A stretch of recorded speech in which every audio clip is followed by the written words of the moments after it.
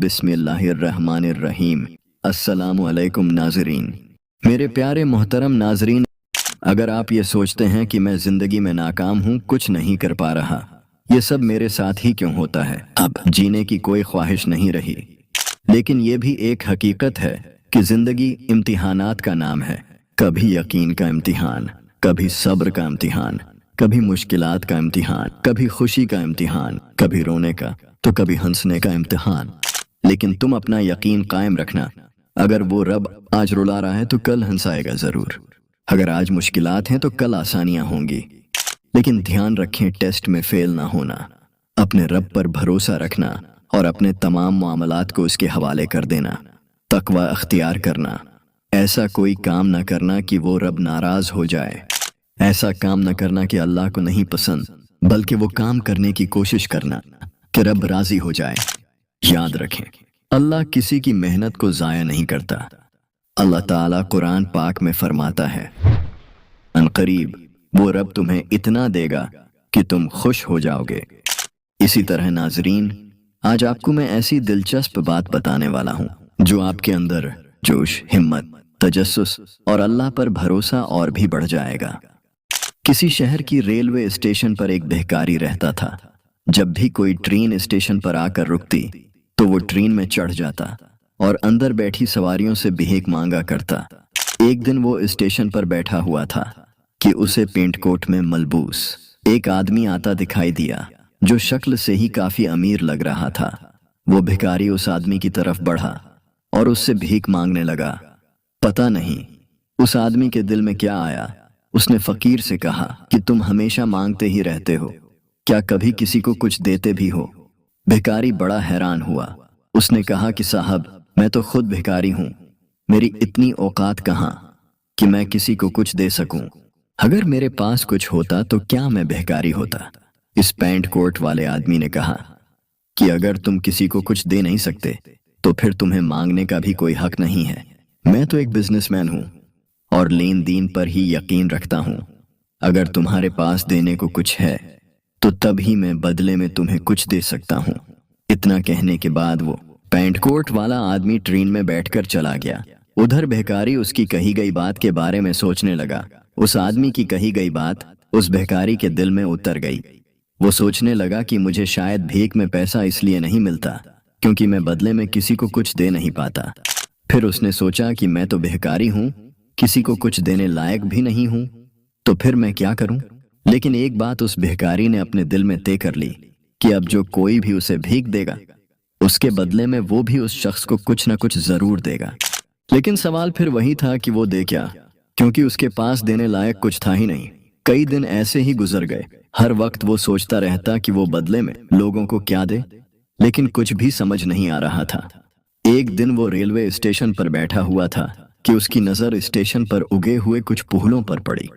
उसने सोचा कि क्यों ना मैं लोगों को भीख के बदले पुहल दे दिया करूं। उसको अपना ये ख्याल अच्छा लगा। उसने जल्दी जल्दी स्टेशन के आसपास लगे पुहलों में से कुछ पुहल तोड़ लिए। अब जब भी कोई उसे भीख देता तो वो बदले में भीख देने वाले को कुछ पुहल दे देता। उन फूलों को खुश होकर लोग अपने पास रख लेते थे। अब भिखारी रोज पुहल तोड़ता और भीख के बदले में उन पुहलों को लोगों में बांट देता था। कुछ ही दिनों में उसने महसूस किया कि अब पहले की निस्बत ज्यादा लोग उसे भीख देने लगे। उसने ये भी नोट किया कि जब तक उसके पास फूल रहते हैं लोग उसको भीख देते रहते हैं, लेकिन जब बांट बांट कर फूल उसके पास खत्म हो जाते तो उसे भीख भी नहीं मिलती थी। एक दिन जब वो भीख मांग रहा था और बदले में फूल दे रहा था तो उसने देखा कि वही पेंट कोट वाला आदमी ट्रेन में बैठा हुआ है जिसने उसे भीख के बदले में कुछ देने को कहा था।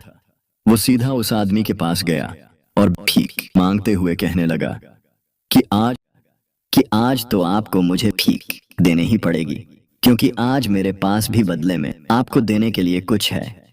आप मुझे भीख दीजिए तो बदले में मैं आपको फूल दूंगा।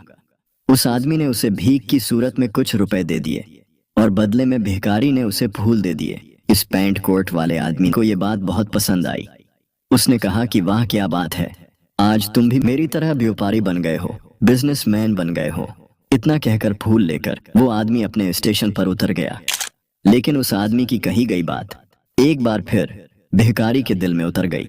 वो बार बार उस आदमी की कही गई बात के बारे में सोचने लगा और बहुत खुश होने लगा। उसकी आंखें अब चमकने लगें।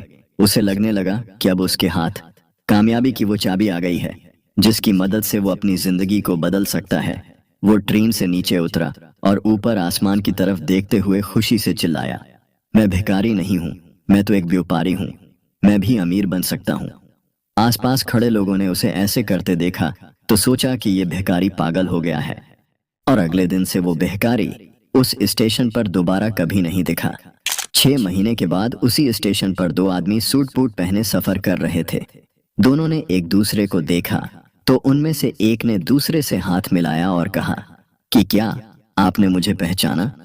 दूसरे आदमी ने जवाब दिया कि नहीं, मैं नहीं पहचान सका। मेरे हिसाब से तो शायद हम लोग पहली बार मिल रहे हैं।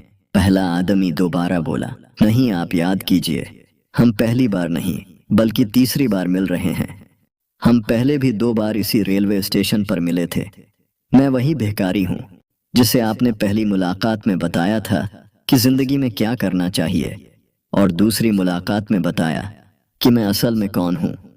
आपकी दिखाई हुई राह पर चलते हुए मैंने उसी स्टेशन से पुहुल तोड़कर बेचने से अपने काम का आगाज किया था, और आज मेरा पुहुलों का एक बहुत बड़ा कारोबार है, और इसी कारोबार के सिलसिले से ही मैं दूसरे शहर जा रहा हूँ। आपने मुझे पहली मुलाकात में कुदरत का वो उसूल बताया था जिसके मुताबिक हमें तभी कुछ मिलता है जब हम दूसरों को कुछ देते हैं। लेन देन का ये उसूल बहुत अच्छे से काम करता है। मैंने ये बहुत अच्छी तरह महसूस किया है, लेकिन मैं खुद को हमेशा एक भिखारी ही समझता रहा। इससे ज्यादा बढ़कर मैंने कभी सोचा ही नहीं, और जब आपसे मेरी दूसरी मुलाकात हुई तब आपने मुझे बताया कि मैं एक व्यापारी बन चुका हूँ। अब मैं समझ चुका था कि हकीकत में मैं एक भिखारी नहीं हूँ, व्यापारी बन चुका हूँ। मैंने समझ लिया कि लोग मुझे इतनी भीख क्यों दे रहे हैं, क्योंकि वो मुझे भीख नहीं दे रहे थे, बल्कि वो उन पुहुलों की कीमत दे रहे थे। सभी लोग मेरे पुहुलों को खरीद रहे थे, क्योंकि इससे सस्ते पुहुल उन्हें कहाँ मिलते।